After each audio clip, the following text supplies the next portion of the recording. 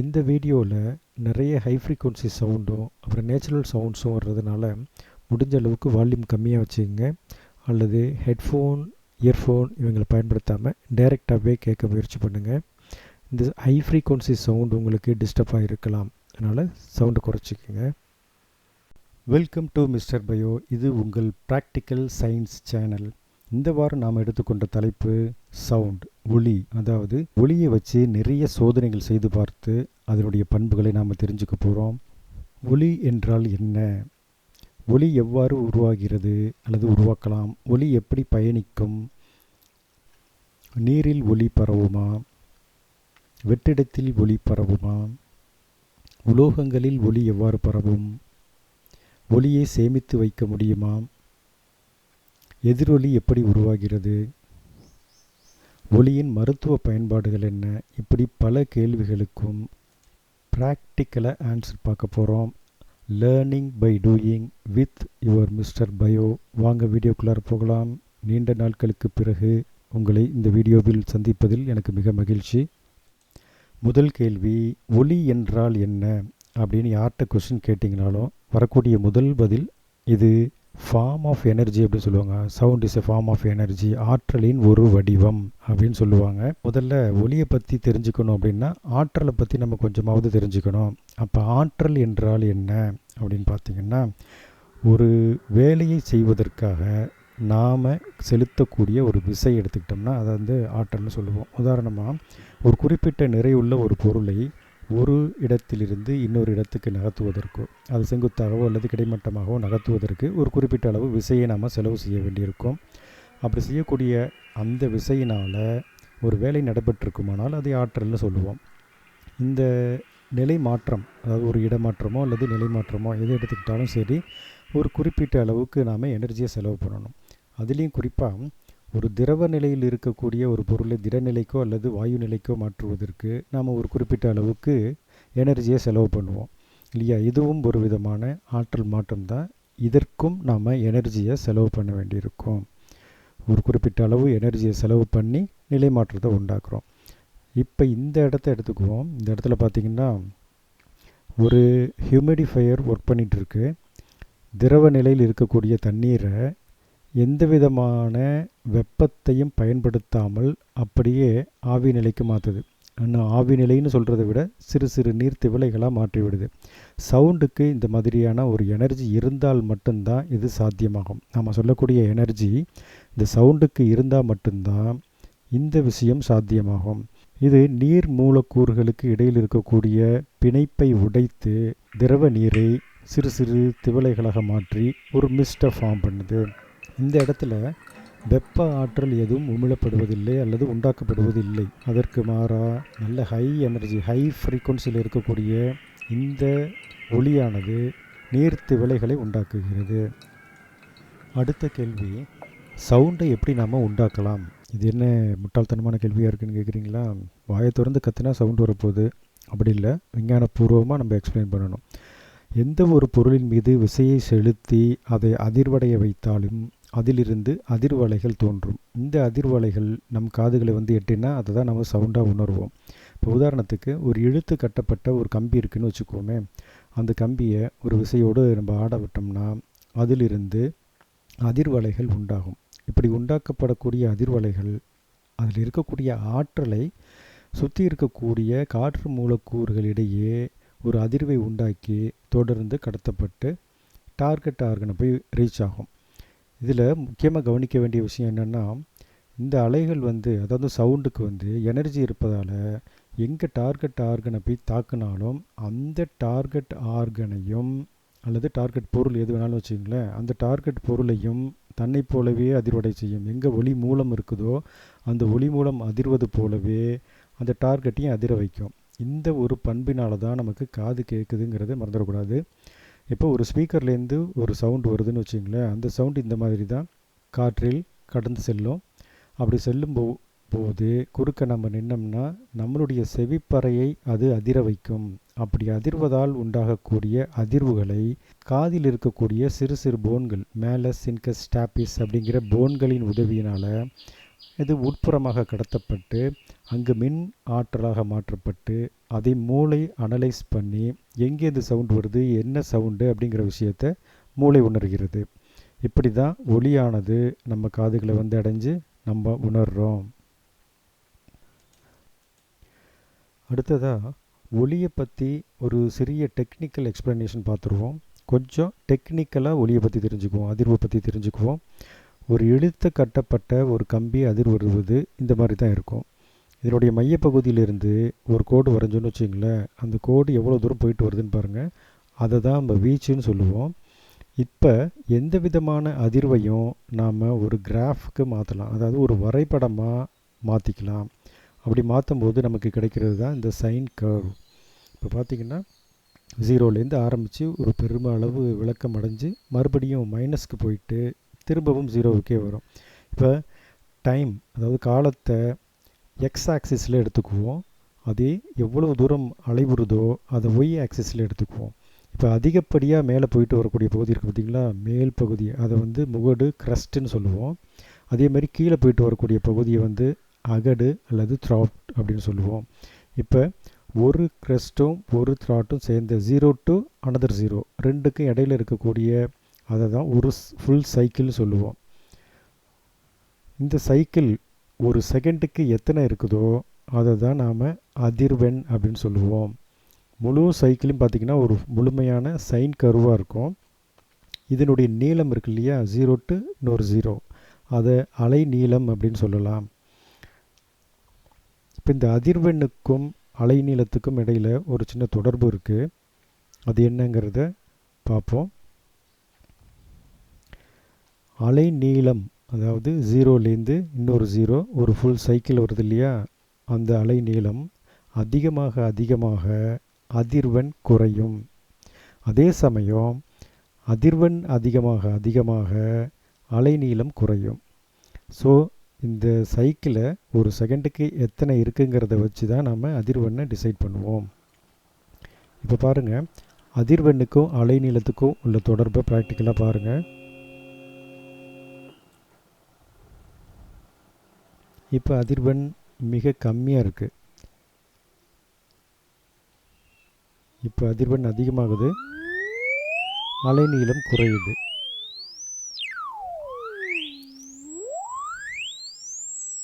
இதுதான் அதிர்வெண்ணுக்கும் அலைநீளத்துக்கும் இடையிலான தொடர்பு.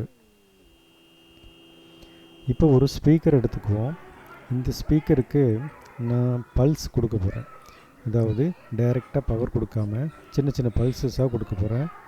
இப்போ ஒரு செகண்டுக்கு 2 பல்ஸ் கொடுக்குறேன். இப்போ பாருங்கள், இந்த ஸ்பீக்கரோட பேப்பர் நல்லா அதிருது.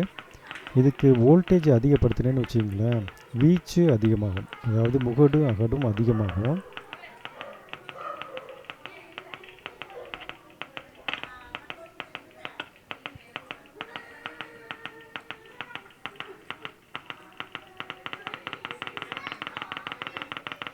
இப்போ பல்ஸை அதிகப்படுத்துகிறேன்னு வச்சிங்களேன், அப்போ இதனுடைய ஃப்ரீக்வன்சி அதிகமாகும்.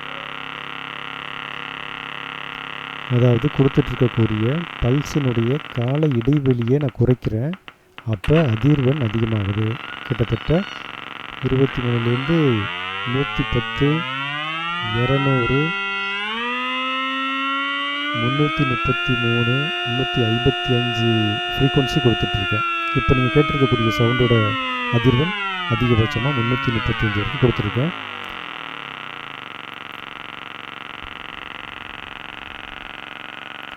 அடுத்தது இப்போ ஒரு கிளாஸ் இருக்குன்னு வச்சிங்களேன், இது ரொம்ப ரிஜிடான ஒரு பொருள், அதாவது நல்லா ஸ்ட்ராங்காக கல் மாதிரி இருக்கும். இது அதிர்வுறுமா அப்படின்னு கேட்டால் நாம் கொடுக்கக்கூடிய விசையை பொறுத்து அதிர்வு உண்டாகும். தொடர்ச்சியாக இதன் மீது ஒரு விசையை கொடுத்துட்ருக்கேன். ஒரு ஹை ஃப்ரீக்வன்சி சவுண்ட் உற்பத்தி ஆகுது பாருங்கள்.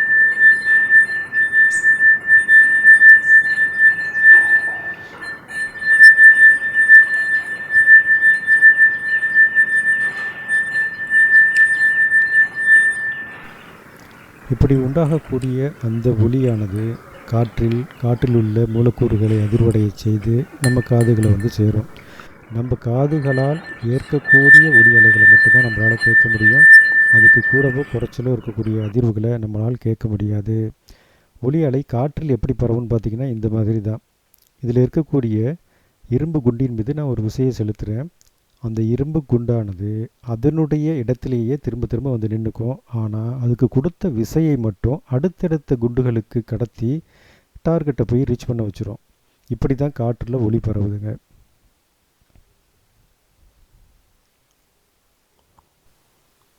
இப்போ ஒரு இசைக்கருவியை நான் எடுத்திருக்கேன்.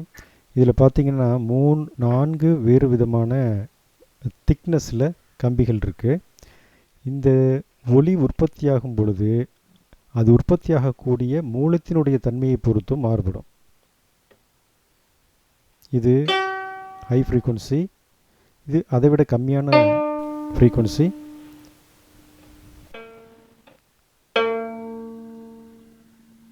இப்படி ஒலியினுடைய தன்மை உற்பத்தியாகக்கூடிய பொருளினுடைய அடர்த்தி மற்றும் தடிமனை பொறுத்து மாறுபடும்.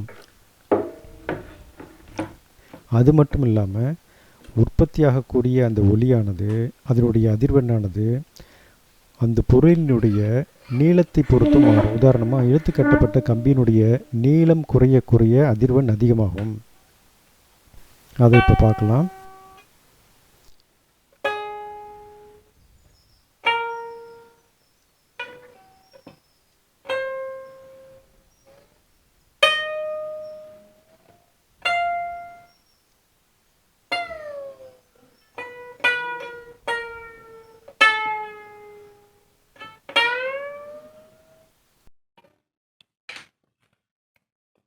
ஒலியியல் சம்மந்தப்பட்ட ஆய்வுகள்னு வந்துட்டாலே நமக்கு ஒரு கருவி தான் முன்னாடி ஞாபகத்துக்கு வரும். அதுக்கு பேர் இசைக்கவை, டியூனிங் ஃபோர்க் அப்படின்னு சொல்லுவோம். இந்த டியூனிங் ஃபோர்க்குங்கிறது வேறு ஒன்றும் இல்லை, ஒரு நீளமாக 2 கரங்களை உடைய ஒரு உலோக கம்பி, அவ்வளவுதாங்க. இந்த டியூனிங் ஃபோர்க்கை தட்டி விட்டோம்னா அதுலேருந்து ஒரு குறிப்பிட்ட ஃப்ரீக்குவன்சியில் சவுண்டு வரும். இப்போ என்கிட்ட டியூனிங் ஃபோர்க் இல்லை, அதனால் ஒரு பழைய இரும்புலேருந்து ஒரு டியூனிங் ஃபோர்க்கை செய்ய போகிறேன். ஒரு டியூனிங் ஃபோர்க்கு செய்யணும்னா அதில் நம்ம கவனிக்க வேண்டிய விஷயங்கள் என்னென்னா, இதுக்கு முன்னாடி நம்ம பார்த்த அந்த ஒலியினுடைய பண்புகள் இருக்கு இல்லையா, அதை மனசில் வச்சு செய்யணும். இப்போ நான் எடுத்துக்கிட்ட இந்த பொருள் இருக்கு இல்லையா, இது ஒரு ஸ்ட்ராங்கான ஸ்டீல். இதனுடைய டெம்பர்மெண்ட் வந்து அதிகமாக இருக்கும். அந்த எந்த அளவுக்கு அடர்த்தியும் இழுவிசையும் அதிகமாக இருக்கோ அந்த அளவுக்கு ஃப்ரீக்குவன்சி அதிகமாகும். நாம் இதில் கவனிக்க வேண்டிய விஷயம், நாம் எவ்வளவு நீளமாக இதை செய்ய போகிறோம், அதாவது இந்த இசைக்கவையினுடைய புயங்கள் அல்லது கரங்கள் எவ்வளவு நீளம் இருக்கோ அதுக்கு தகுந்தா போல் அதனுடைய ஃப்ரீக்குவன்சி அமையும். அதிக நீளம் இருந்தால் ஃப்ரீக்குவன்சி குறையும். அதே சமயம் ஃப்ரீக்குவன்சியை அதிகமாக்கணும்னா நீளத்தையும் குறைத்து கொள்ள வேண்டும். இப்போ நான் எதுவும் கால்குலேட்லாம் பண்ணலை, கரெக்டாக இதை ஒரு குறிப்பிட்ட டிஸ்டன்ஸுக்கு கட் பண்ணி எடுக்க போகிறேன். அதனுடைய மையப்பகுதி இருக்கு இல்லையா, இது வந்து ஃப்ளாட்டாக இருக்குது. அந்த மையப்பகுதியில் தேவையில்லாத பகுதிகளை மட்டும் வெட்டி எடுக்க போகிறேன். அதுக்கப்புறம் இதனுடைய ஃப்ரீக்குவன்சி என்ன அப்படிங்கிறத பின்னாடி நம்ம தெரிஞ்சுக்குவோம். பொதுவாக ஒரு இசைக்கவையினுடைய ஃப்ரீக்குவன்சியோ அல்லது அதிரும் பொருளினுடைய ஃப்ரீக்குவன்சியோ தெரிஞ்சுக்கணும்னா அதுக்கு பெரிய ஃபார்முலாலாம் இருக்குது. நாம் அந்த அளவுக்குலாம் போக போகிறதில்ல. ரொம்ப சிம்பிளாக இப்போ உள்ள ரீசன்ட் டெக்னாலஜி நம்ம செல்ஃபோனை வச்சு இந்த ஃப்ரீக்குவன்சியை கண்டுபிடிக்க போகிறோம். வாங்க செஞ்சு பார்க்கலாம்.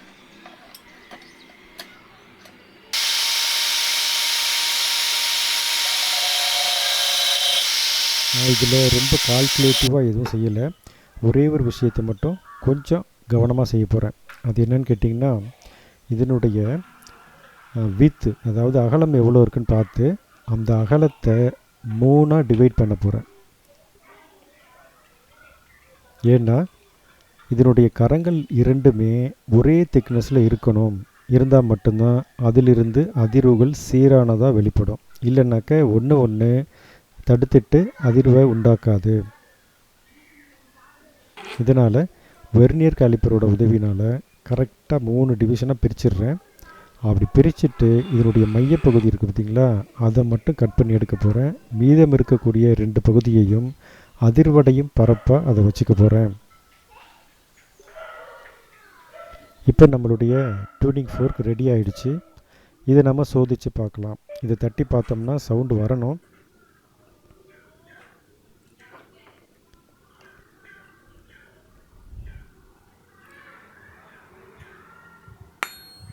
உங்களுக்கு ஏதாவது சவுண்டு கேட்டுச்சா? எனக்கு ரொம்ப மைல்டான சவுண்டு கேட்குது. இதில் இன்னொரு விஷயம் என்னென்னா, இதிலேருந்து வரக்கூடிய அதிர்வுகளை முழுமையாக கடத்தி கொஞ்சம் ஆம்ப்ளிஃபை பண்ணுறதுக்கு ஒரு சின்ன உட்டன் பாக்ஸ் வேணும். அதாவது சோனாமீட்டர் மாதிரி. இப்போ பாருங்கள், சவுண்டு கேட்குதா? கொஞ்சம் கேட்குது இல்லையா? இந்த சோனாமீட்டரோட வெறும் பாக்ஸ் தான், அது ஒரு எம்டி பாக்ஸ். இந்த பாக்ஸினுடைய ஓப்பனிங் சைஸை பொறுத்தும் நம்ம காதுகள் வந்து அந்த சவுண்டை நல்லா அப்சர்வ் பண்ணோம். இது தாங்க டியூனிங் ஃபோர்க். இப்போ சவுண்டு எப்படி கேட்குது பாருங்கள். இந்த டியூனிங் ஃபோர்க்கோட உதவினால் நம்ம காதுகளில் உள்ள பிரச்சனையை கூட கண்டுபிடிக்க முடியும். அது மட்டும் இல்லாமல் காற்றில் ஒளியின் திசை வேகத்தை கண்டுபிடிக்க லெபார்ட்டரியில் இதை நம்ம யூஸ் பண்ணுறோம். இப்போ இந்த டியூனிங் ஃபோர்க்கோட ஃப்ரீக்வன்சி என்ன அப்படிங்கிறது எனக்கு தெரியாது. அதை கண்டுபிடிக்கிறதுக்கு பல ஃபார்முலாலாம் இருக்குது. நம்ம அது எதையுமே யூஸ் பண்ண போகிறதில்ல, ஒரு ஷார்ட்கட்டில் யூஸ் பண்ண போகிறோம். இப்போ நீங்கள் பார்க்குறது ஒரு மேக்னெட், அதாவது டெம்பரவரி மேக்னெட். இதிலிருந்து நமக்கு தேவையான அளவுக்கு விசையை உண்டு பண்ணிக்க முடியும். இந்த பகுதியில் காந்த புலத்தை உண்டாக்க முடியும். நம்ம தேவைக்கு தகுந்த மாதிரி காந்த புலத்தை உண்டாக்கிக்க முடியும். அதன் மூலமாக இந்த இசைக்கவையினுடைய கரங்களை நம்ம அதிர்வடை செய்ய முடியும். இதற்கு தேவையான மின்சாரத்தை அந்த பாக்ஸிலேருந்து கொண்டு வரலாம். இப்போ நீங்கள் பார்த்துட்ருக்கிறது அந்த இசைக்கவைக்கு மிக கம்மியான காந்த பல்சஸை கொடுக்குறேன், காந்த புலத்தை மிக கம்மியான அளவு கொடுக்குறேன். இப்போ அதிர்வடைவதை உங்களால் பார்க்க முடியும், ஆனால் சவுண்டு நம்ம காதுக்கு கேட்காது. 20 ஹெர்ட்ஸுக்கு கீழே இருந்துச்சுனாலே நம்ம காது கேட்காது. இப்போ 27 ஹெர்ட்ஸில் இருக்குது. அதிர்வடைவதை நம்மளால் பார்க்க முடியும். இப்போ கொஞ்சம் கொஞ்சமாக இந்த ஃப்ரீக்வன்சியை நான் அதிகப்படுத்த போகிறேன். அப்படி அதிகப்படுத்துவதால் இந்த இசைக்கவையினுடைய புயங்கள் நல்லா அதிர ஆரம்பிக்கும்.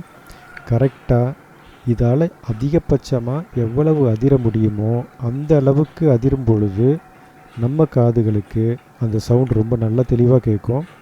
அதுதான் இந்த இசைக்கவையினுடைய அதிர்வெண். கிட்டத்தட்ட 230 ஹெர்ட்ஸ் வரைக்கும் கொடுத்துருக்கேன், ஆனாலும் சவுண்டு கேட்கல.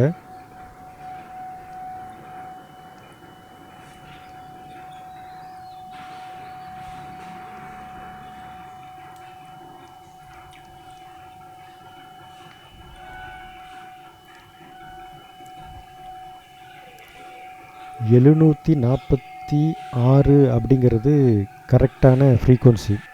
இந்த இசைக்கவையால் 746 ஹெர்ட்ஸுக்கு நல்லா ஒர்க் பண்ண முடியும். இந்த இசைக்கவையினுடைய ஃப்ரீக்வன்சி 746.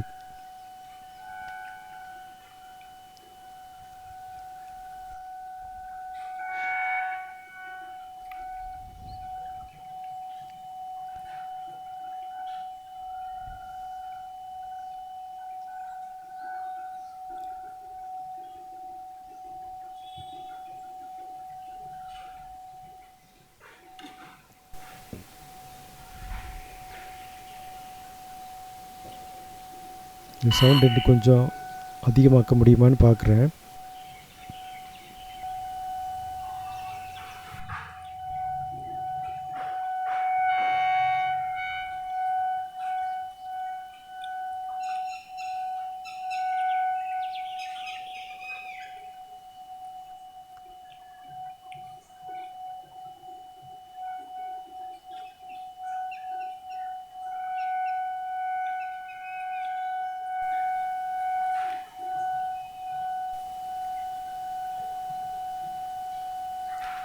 வோல்டேஜ் ஃப்ளக்சுவேஷன்னால் கொஞ்சம் ஃப்ரீக்வன்சி மாறிக்கிட்டே இருக்குது. அதை நாம் புறக்கணிச்சிடலாம். ஸோ 746ங்கிறது கரெக்டான ஃப்ரீக்வன்சி. நம்ம அடுத்த சோதனைக்கு போகலாம். அதுக்கு முன்னாடி இந்த இசைக்கவையிலேருந்து தான் இந்த சவுண்டு வருதா, இல்லை நான் ஏதாவது பேக்ரவுண்ட் மியூசிக் கொடுக்குறேன்னா அப்படின்னு உங்களுக்கு ஒரு டவுட் வரலாம். இசைக்கவையினுடைய கரங்கள் அதிர்வடைவதனால தான் இந்த சவுண்டு வருதா, அதையும் செக் பண்ணிடுவோம்.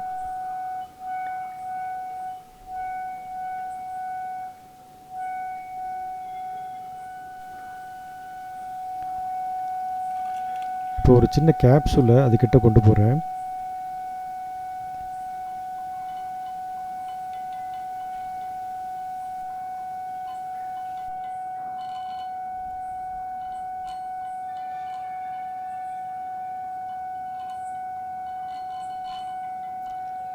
ஸோ இசைக்கவையினுடைய அதோட புயங்கள், அதோடைய கரங்கள் நல்லாவே அதிர்வடைவதை நம்மளால் பார்க்க முடியும். இப்போ இந்த இசைக்கவையினுடைய அதிர்வெண்ணை இன்னும் துல்லியமாக கண்டுபிடிக்கணும் அப்படின்னா என்ன செய்யலாம்?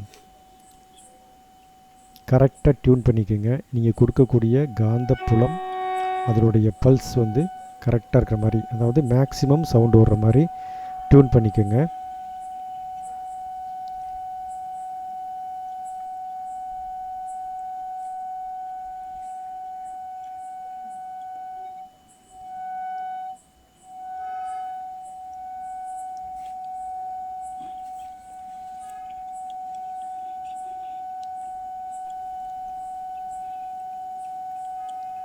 வோல்டேஜ் ஃப்ளக்சுவேஷன் எந்த அளவுக்கு இருக்குதுன்னு பார்க்குறேன்.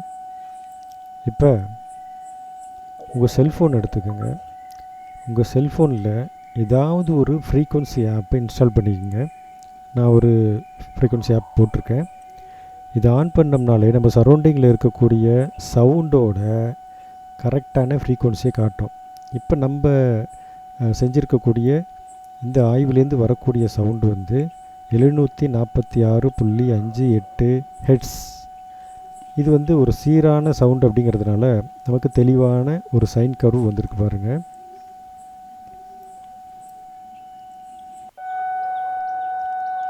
இன்னும் 100% ஷார்ப்பான ஆன்சர் வேணும் அப்படின்னாக்க அதோட கொஞ்சம் அட்வான்ஸ் டிவைஸ்க்கு போவோம்.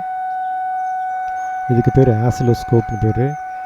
இங்கேருந்து வரக்கூடிய சவுண்டை அதுக்கு இன்புட்டாக நான் கொடுத்துருக்கேன். அதை சிக்னலாக கன்வெர்ட் பண்ணி அதை இன்புட்டாக கொடுத்துருக்கேன். இதுலேயும் சேம் ஃப்ரீக்குவன்சி தான் காட்டுது. இப்போ பாருங்கள் 745 வருது. கிட்டத்தட்ட ரெண்டு ஒன்றா தான் இருக்குது.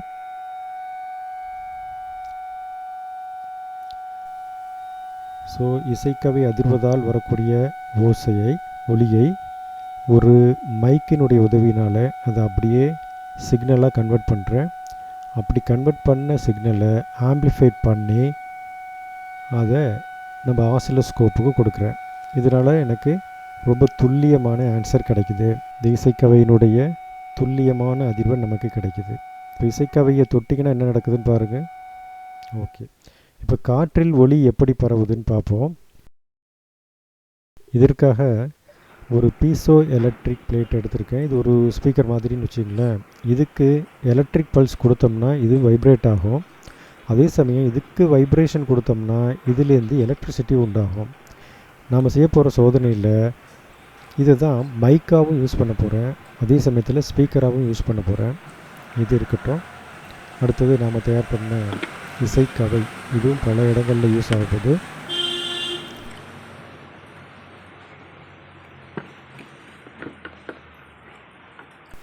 அடுத்தது ஒரு சின்ன மைக், அந்த மைக்கோடு சேர்ந்த ஒரு ஆம்ப்ளிஃபையர், கொஞ்சம் பவர் ஆம்ப்ளிஃபையர், அடுத்தது ஒரு ஸ்பீக்கர். டோட்டலாக இவ்வளவு தான் நம்மளுடைய எக்ஸ்பீரிமெண்டல் செட்டப். இவைகளை வச்சு தான் நாம் இந்த டோட்டல் டெஸ்ட்டையும் பண்ண போகிறோம். அடுத்த முக்கியமான ஒரு ஆள் இப்போ பார்த்துட்ருக்கீங்க இல்லையா, அந்த பாக்ஸுக்கு பேர் ஃப்ரீக்வன்சி ஜென்ரேட்டர்னு பேர். இது வந்து சவுண்டு எதையும் ப்ரொடியூஸ் பண்ணாது, ஆனால் நம்ம சவுண்டுக்கு தேவையான எலக்ட்ரிக் பல்சஸை ப்ரொடியூஸ் பண்ணும். இதால் அதிகபட்சமாக 2 மெகாஹெர்ட்ஸ் வரைக்கும் பல்ஸை ப்ரொடியூஸ் பண்ண முடியும், அல்லது சிக்னலை ப்ரொடியூஸ் பண்ண முடியும். அது மட்டும் இல்லாமல் தேவையான அளவுக்கு நம்ம ஃப்ரீக்வன்சியை செட் பண்ணிக்கலாம். இப்போ முதல் சோதனை, காற்றில் ஒலி பரவுமா? கண்டிப்பாக பரவும், எல்லாருக்கும் தெரிஞ்ச விஷயந்தான். இருந்தாலும் இந்த இடத்துக்கு வாங்க. இப்போ என்னுடைய வலது கையில் இருக்கக்கூடியது சவுண்டை ப்ரொடியூஸ் பண்ணக்கூடிய ஒரு டிவைஸ். இந்த பக்கம் இடது கையில் சவுண்டை ரிசீவ் பண்ணி உங்களுக்கு கேட்க வைக்கக்கூடிய டிவைஸ். ஸோ காற்றில் ஒலி பரவுது. இது ஒன்றும் பெரிய விஷயம் இல்லை. ஆனால் இப்போ பாருங்கள், ஒரு 15 சுற்றி இருக்கேன் ஒரு டியூபை. இந்த டியூபோட ஒரு பக்கத்தில் ஒரு ஃபனல் இருக்குது. இதில் தான் நான் சவுண்டை இன்புட்டாக கொடுக்க போகிறேன். இந்த இடம் வழியாக சவுண்டை வெளியில் எடுக்க போகிறேன். இவ்வளோ சுற்றிட்டு வருமா, இல்லை லைட்டு மாதிரியே சவுண்டும் நேராக தான் ட்ராவல் பண்ணுமா அப்படிங்கிறத பார்க்க போகிறோம். இப்போ இந்த மைக்கை இங்கே சொருவிடுறேன்.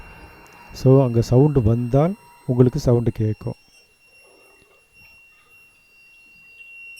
இப்போ இந்த பீசோ எலக்ட்ரிக் பிளேட்டை இங்கே வைக்கிறேன். உங்களால் சவுண்டு கேட்க முடியுதா? ஸோ எத்தனை சுற்றி இருந்தாலும் பரவாயில்ல, சவுண்டால் வளைந்து நெளிந்து ஒரு டியூப் வழியாக ட்ராவல் பண்ண முடியும். இதனுடைய பயன் என்ன அப்படிங்கிறத பார்த்துருவோம்.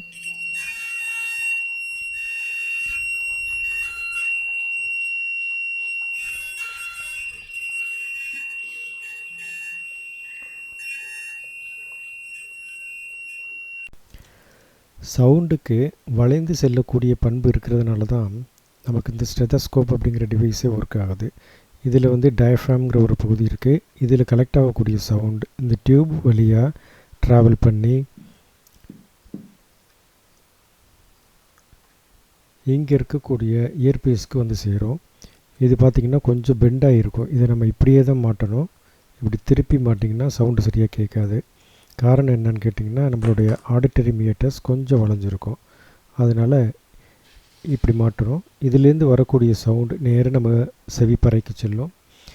இது ஹார்ட் பீட்டு மட்டும் இல்லாமல் லங்ஸில் ஏதாவது கோளாறு இருந்துச்சுன்னா கூட அதை கண்டுபிடிக்கிறதுக்கு யூஸ் ஆகுது. இதுக்கு காரணம் ஒலியினுடைய இந்த வளைந்து செல்லும் பண்பு தான். தண்ணீரில் ஒலி பரவுமா? இதை நம்ம எப்படி சோதித்து பார்க்குறது அப்படின்னா, ஒரு டப்பில் தண்ணி எடுத்திருக்கேன். இந்த இடத்துல சவுண்டை ப்ரொடியூஸ் பண்ணக்கூடிய ஒலி மூலம் இருக்குது. இந்த பக்கம் அதே பிளேட்டு தான், பட் இங்கே ரிசீவராக வேலை செய்யுது. ஏன்னா மைக்கை தண்ணிக்குள்ளார போட முடியாது இல்லையா, அதனால் இந்த பீசோ எலக்ட்ரிக் பிளேட்டையே ரிசீவராகவும் யூஸ் பண்ணியிருக்கேன். தண்ணீர் வழியாக சவுண்டு வரும்னா உங்களுக்கு அந்த சவுண்டு கேட்கும். இப்போ மெல்லியதாக ஒரு சவுண்டு கேட்குது இல்லையா, அதை நீங்கள் கண்டுக்க வேணாம், விட்டுருங்க. ஏன்னா அது காற்று வழியாக வந்து இந்த கேமராவில் ரெக்கார்ட் ஆகிறது. இப்போ பாருங்கள், இவ்வளோ கிட்டக்க வச்சுருக்கேன், சவுண்டு ஓரளவுக்கு தான் கேட்குது இல்லையா. ஓகே, இப்போ தண்ணிக்குள்ளார வைப்போம்.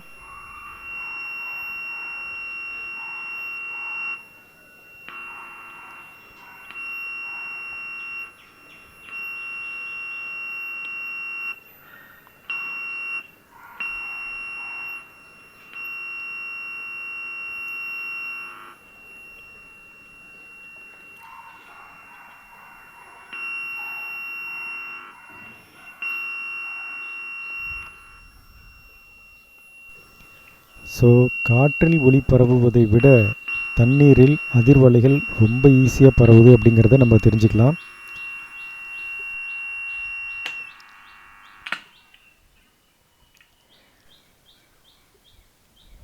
அடுத்தது உலோகங்களில் ஒலி பரவுமா? இது ஒரு கொஷின். எப்படின்னு பார்த்துருவோம். ஒரு மெட்டல் ஸ்கேல் எடுத்துக்குவோம்.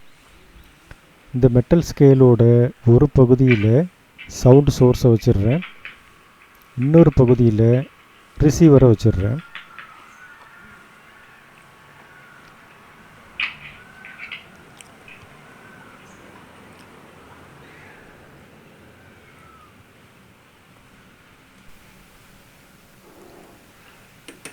கொஞ்சம் டைட்டாக பிடிச்சிருக்கணும் அப்படிங்கிறதுக்காக ஒரு மேக்னெட்டை வச்சு ஒட்டி வச்சிடலாம்.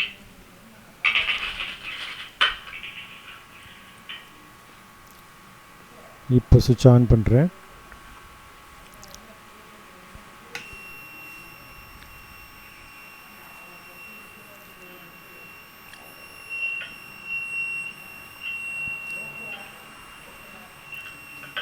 ஒளி மூலத்தை கடத்தி கூட நல்லா ஸ்ட்ராங்காக வச்சுட்டோம்னு வச்சுங்களேன், ஒரு எந்த சிரமமும் இல்லாமல் சவுண்டானது ட்ராவல் செய்யுது. இப்போ பாருங்கள்,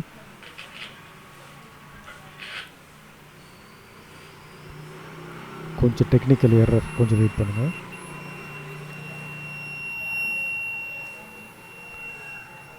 இப்போ நீங்கள் கேட்குற சவுண்டு நேரடியாக வர்றது, அதை விட்டுருங்க. இப்போ பாருங்கள். ஸோ இந்த தின்னான மெட்டல் ஸ்கேலில் சவுண்டு ட்ராவல் பண்ணுறது ஒரு பெரிய விஷயம் இல்லை தான், இருந்தாலும் ட்ராவல் பண்ணுது அப்படிங்கிறத நம்ம ப்ரூவ் பண்ணிடுறோம். பட் இதை விட ஹார்டான ஒரு மெட்டல் எடுக்க போகிறேன்.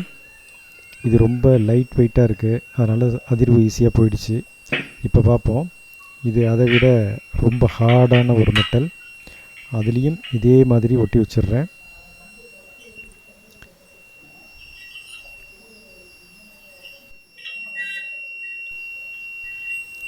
எந்த சிரமமும் இல்லாமல் லைட்டாக சவுண்டானது ரொம்ப ஈஸியாக ட்ராவல் பண்ணுது. இந்த ஹார்டான மெட்டீரியலை பற்றி அதுக்கு கவலை இல்லை. அதுக்கு ஒரு கண்டக்டர் இருந்தால் போதும். இப்போ இதை விட பெரிய ஆள் ஒருத்தரை இறக்க போகிறேன். ஒரு 7-8 கிலோ வெயிட் இருக்கக்கூடிய ஒரு பெரிய இரும்பு துண்டு.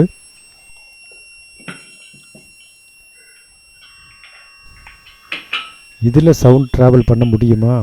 இதில் உள்ள மூலக்கூறுகளால் அதிர்வடைய முடியுமா பார்த்துருவோம்.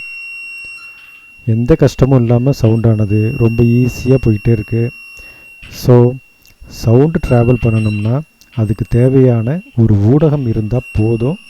அந்த ஊடகம் காற்றாக இருந்தாலும் சரி, தண்ணீராக இருந்தாலும் சரி, உலோகங்கள் போல் சாலிடான பொருளாக இருந்தாலும் சரி, அதுக்கு கவலை இல்லை. அது பாட்டுக்கு போயிட்டே இருக்கும்.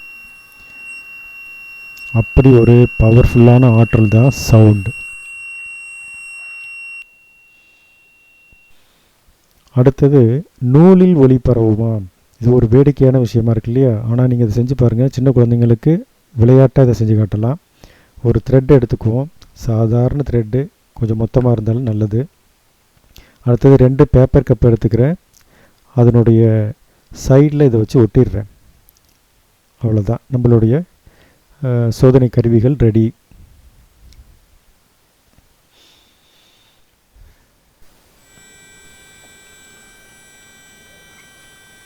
இப்போ சவுண்டை ரிசீவ் பண்ணக்கூடிய மைக்கை ஒரு பேப்பர் கப்போட ஒரு பகுதியில் வைக்க போகிறேன். அப்படி சவுண்டு வந்துச்சுன்னா அந்த சவுண்டு உங்களுக்கு கேட்கும். இங்கே வச்சிடுறேன்.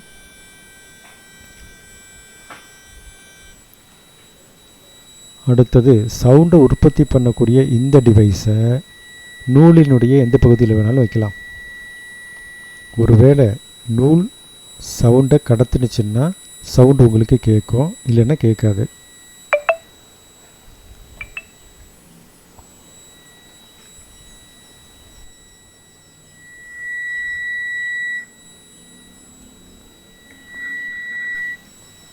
சவுண்ட் போகுது, ரொம்ப நல்லாவே ட்ராவல் பண்ணுது.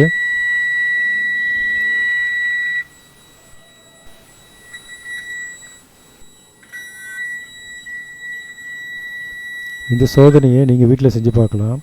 பேப்பர் கப்போட ஒரு பகுதியில் யாரையாவது பேச சொல்லிவிட்டு இன்னொரு பேப்பர் கப்பை உங்கள் காதில் வச்சு கேட்டு பாருங்கள். சவுண்ட் ரொம்ப நல்லாவே கேட்கும். ஸோ நூல் வழியாக சவுண்ட் ரொம்ப ஈஸியாக ட்ராவல் பண்ணும். அடுத்தது ஒரு கொஷின், ஒலியை சேமிக்க முடியுமா? இது என்ன ஊறுகாயாக பாட்டிலில் போட்டு மூடி வைக்கிறதுக்கு அப்படின்னு ஒரு கொஷின் கேட்கலாம். பட் சவுண்ட் ஒரு எனர்ஜி அப்படிங்கிறதுனால எனர்ஜி ஏதாவது ஒரு ஃபார்முக்கு நம்ம மாற்றிட முடியும். இதை கேட்டு பாருங்களேன்.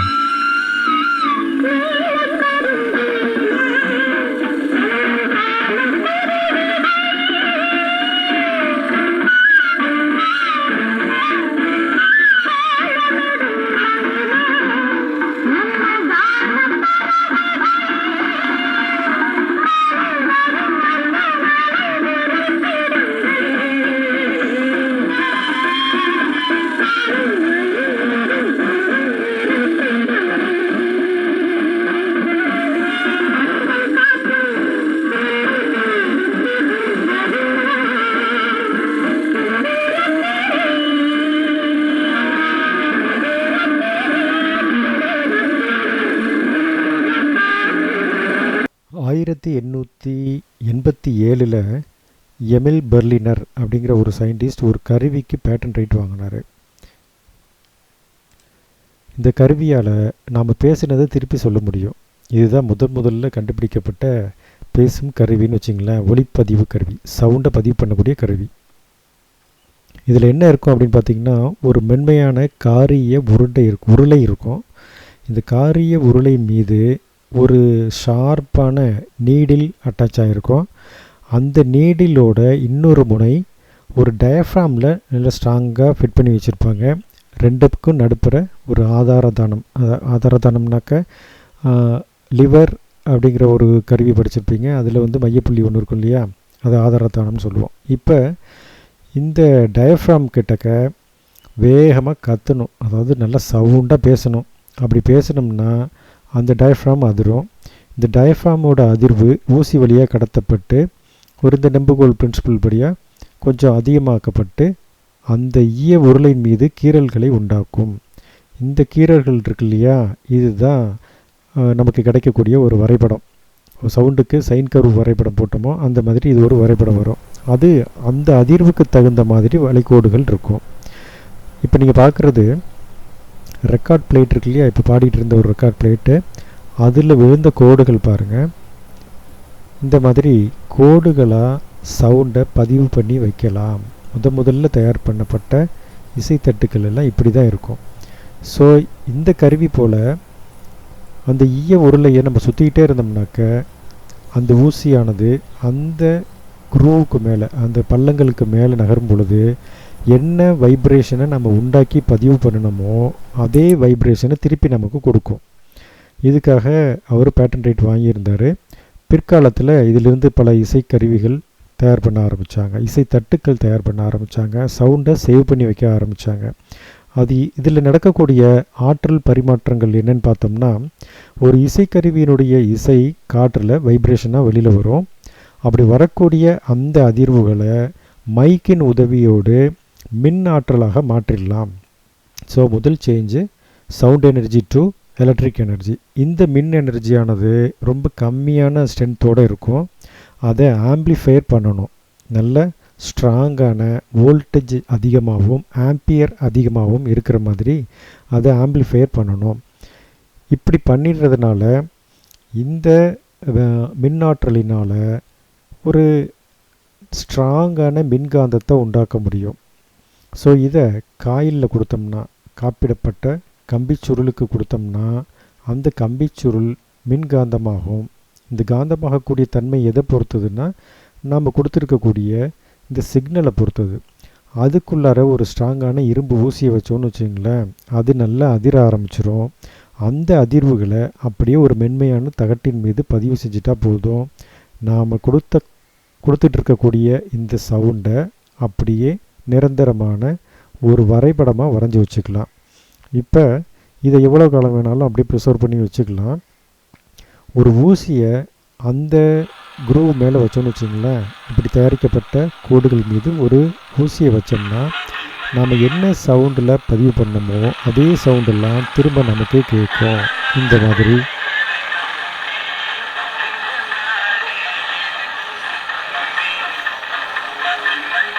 இப்போ நீங்கள் பார்த்துட்டு இருக்கக்கூடிய இந்த இசைத்தட்டு ரொம்ப பழசு. அதை என்கிட்ட இருக்கிறதுல கொஞ்சம் பழசுன்னு வச்சுங்களேன். கிட்டத்தட்ட அரை நூற்றாண்டை தாண்டிடுச்சு. 1966 டிசம்பரில் வெளியிடப்பட்ட இசைத்தட்டு இது. 57 வருஷத்தை தாண்டிடுச்சு. இந்த கடைசி வரிகளை பாருங்களேன்.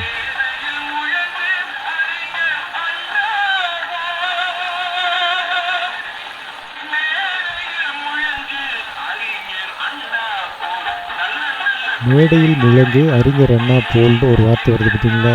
இந்த வார்த்தை வந்து முதல்ல ரிலீஸ் ஆன இசைத்தட்டில் மட்டும்தான் இருக்கும். இப்போ நீங்கள் சர்ச் பண்ணி எடுத்திங்கன்னா அதில் மேடையில் முழங்கு திருவிக்கா போல்னு வரும். இப்போ நீங்கள் இந்த பாட்டே வேணும்னா கொஞ்சம் சர்ச் பண்ணி தான் எடுக்க வேண்டியிருக்கும், பழைய பாட்டாக எடுக்கிற மாதிரி இருக்கும். இதுலேருந்து என்ன தெரியுது அப்படின்னா, இந்த தட்டு உண்மையிலே 1966 வெளியிடப்பட்ட பழமையான தட்டு தான். இன்னமும் இதில் பதிவு செய்யப்பட்ட பாடல்களை நம்மளால் திரும்ப கேட்க முடியுது. பெரிய மெக்கானிக்கல் அல்லது எலக்ட்ரிக்கல் இன்னும் டெக்னாலஜி எதுவுமே இல்லாத சமயத்தில் உருவாக்கப்பட்டது.